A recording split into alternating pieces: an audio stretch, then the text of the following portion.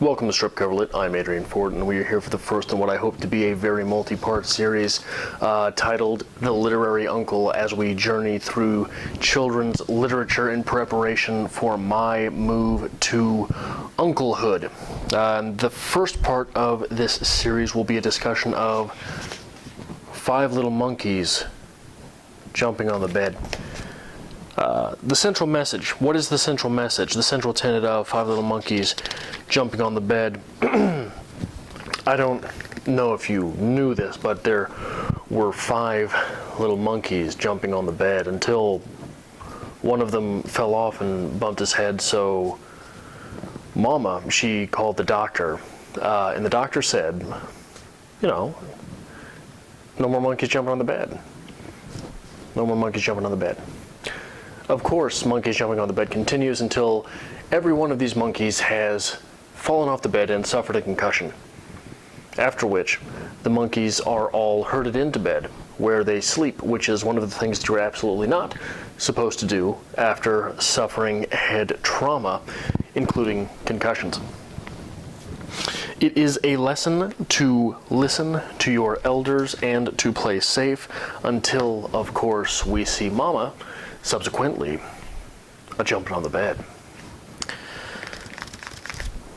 Now, a story about this video. I was reading and preparing the notes for 5 Little Monkeys Jumping on the Bed at a bar/coffee shop, and at this place there was a young couple sitting next to me, and at one point she, in a quite perturbed manner, turns to me and says, "What are you doing?"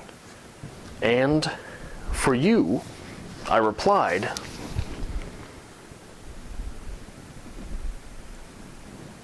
"I'm reading 5 Little Monkeys Jumping on the Bed."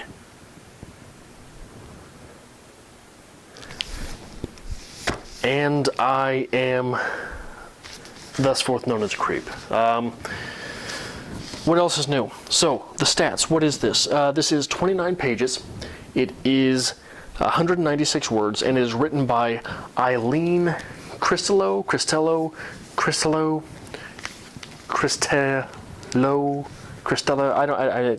Eileen Cristello, who has penned, by my count, 31 books, dating back to 1982's Henry and the Red Stripes. This bibliography also includes 5 Little Monkeys Reading in the Bed, which I must say suffers a bit from sequelitis. The artwork, without further information and judging by the fact that another one of her books is titled something like "What Do Illustrators Do?" Something like that, I'm not sure. I am betting that Cristello did the artwork as well, which is, as you can see,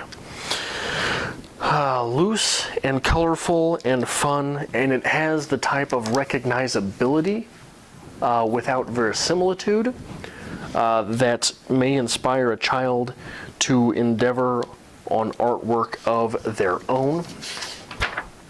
Now, I may or may not be the only person who has ever had a bookmark in 5 Little Monkeys Jumping on the Bed, but I thought that this page in particular was very telling. I think that this storytelling through the pictures as well as the words, as this is the same set of words that have appeared in this book time and time again. Look at the exasperation on this page here, and then all of these monkeys being herded willfully and willingly into bed. At least one of those monkeys isn't waking up in the morning, going to sleep with concussions like that. So what types of discussion might be prompted with the little one by 5 Little Monkeys Jumping on the Bed? First off, and obviously, safety. This may be a good time to stress the importance to Junior of the old noggin and what happens with head trauma, how important the head is. Sacrifice a hand, right, in combat. Sacrifice a hand for the head, because once a blow comes to your head, you're out of things. So you always want to sacrifice a limb. Second, authority. Until, at least, one is old enough to recognize the true nihilistic nature of the universe in which we live. Authorities such as doctors and mamas are probably a pretty good authority to be recognized and revered. The third thing that you might prompt a discussion with Junior on upon reading Five Little Monkeys Jumping on the Bed by Eileen Christodoulou is education. How long does it take to be a doctor? Might one be a doctor in things besides the field of medicine? These were things that I didn't know until I started in community college. These were conversations that I'd never had with anyone, that people can have a doctorate in literature. People can have a doctorate in other sciences besides medicine. People can have a doctorate in all, sorts of things. So merely recognizing that fact may further Junior's chances of a higher education. Further in education, when will Junior start school? Is that a conversation that could be prompted by this? If Junior is in school, how is school going? If Junior is in school but this is summer, what grade is next for Junior? If the subsequent grade is sophomore, please discontinue reading Five Little Monkeys Jumping on the Bed to Junior. You will profit from that, and so will Junior. Literary merit. This is going to be my favorite part of this series going forward, taking a real sobering look at children's literature and what is in this thing.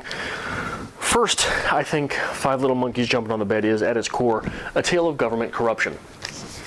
Those to whom we are supposed to listen, those who are rules providers, they do so for their own best interest, most of all. For if we follow their specific guidelines, if we make less noise, and we are easier to compartmentalize. While behind closed doors, they are doing the very things that they tell us not to do. Further, an observation to be made from this, on a literary level, is this a single mother? Once Mama retreats to her room to jump jump up, and get down, she is alone, and it does not appear that there is even a place set for anyone else, whether this be a husband or a wife for Mama. And we don't even get a hint that there is someone else involved through the entire story. We call a doctor. We don't call our partner. We don't call Dad. We call a doctor. I remember when I was a kid, my mother would scare the hell out of us if we were doing this. I'm going to call your father. Go to bed, or I'm going to call your father. And we would. Lastly, there is a clear Marxist interpretation to be had here. The little monkeys representing the working class, Mama being an upper stratosphere of society, and the doctor serving as the social elite. For a cross literary reference, in Animal Farm terms, the Five Little Monkeys, they are Boxer from Animal Farm. Mama is Squealer the pig from Animal Farm. And the doctor is Napoleon from Animal Farm. Given this interpretation, it is no surprise that the little monkeys suffer themselves into submission, while Mama is a hypocrite at the end, and the doctor gives orders but is ultimately and literally absent. Gnaw on that for a little while. This is a Marxist text. If you like this sort of thing, be sure to hit like, and if you have not already subscribed, I would appreciate it if you subscribed as well. And if you would like to help me financially as we travel through children's literature, because I don't have any children's books, so these are all going to be bought brand new. There is a link to my Patreon to be found in the description below.